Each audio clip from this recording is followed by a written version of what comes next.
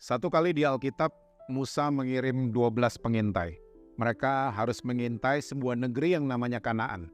Dan waktu mereka kembali, 10 dan 2 orang, komennya berbeda. Padahal mereka melihat objek yang sama, mereka melihat negeri yang sama, mereka melihat susu dan madu yang sama, mereka melihat raksasa orang enak yang sama. Tapi waktu kembali laporan sama Musa, 10 dengan 2 orang, komentarnya berbeda. Yang 10 ngomongnya gini, Musa, kita kayak belalang, kita mati kalau masuk sana karena raksasa semua di sana. Tapi Yosua dan Kaleb, 2 orang, mereka berhasil meyakinkan Musa bahwa mereka sanggup menaklukkan negeri itu. Untungnya yang didengerin 2 orang itu, bukan yang 10. Nah, ternyata dalam kehidupan kita, seringkali ini juga terjadi. Kita ngelihat yang sama, kita lihat objek yang sama, kita lihat masalah yang sama, kita lihat penyakit yang sama, tapi bisa di antara kita, perspektifnya berbeda-beda. Ternyata Alkitab sudah memberikan cara pandang terhadap kita semua dalam kita melihat apapun yang terjadi di muka bumi ini. Dan itu dicatat di 2 Korintus 4 ayat yang ke-18. Alkitab bilang gini, sebab kami tidak memperhatikan yang kelihatan, melainkan yang tak kelihatan. Karena yang kelihatan adalah sementara, sedangkan yang tak kelihatan adalah kekal. Sudah dikasih tahu rumusnya, bahwa semua yang kelihatan sifatnya temporary, sementara.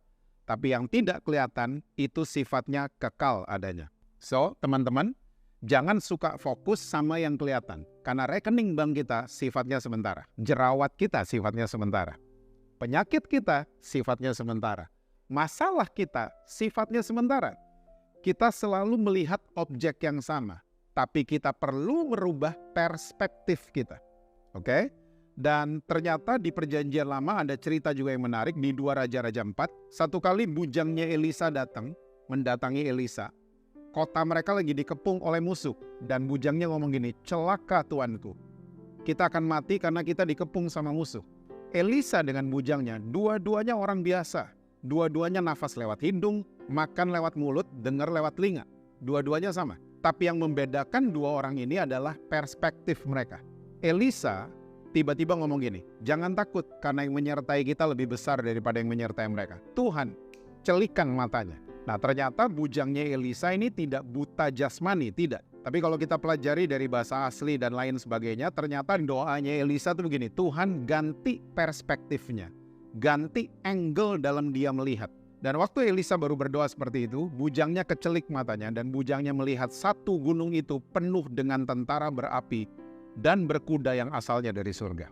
Teman-teman, hari-hari ini banyak banget kita lagi kayak diancam sama banyak berita lewat media-media. Ada krisis ekonomi lah, ada krisis kesehatan lah, ada ini, ada itu, peperangan dan lain sebagainya. Tapi saya cuma mau yakinkan teman-teman semua, jangan takut. Karena yang menyertai kita lebih besar daripada apapun yang sedang terjadi di planet bumi ini. Oke? God bless you.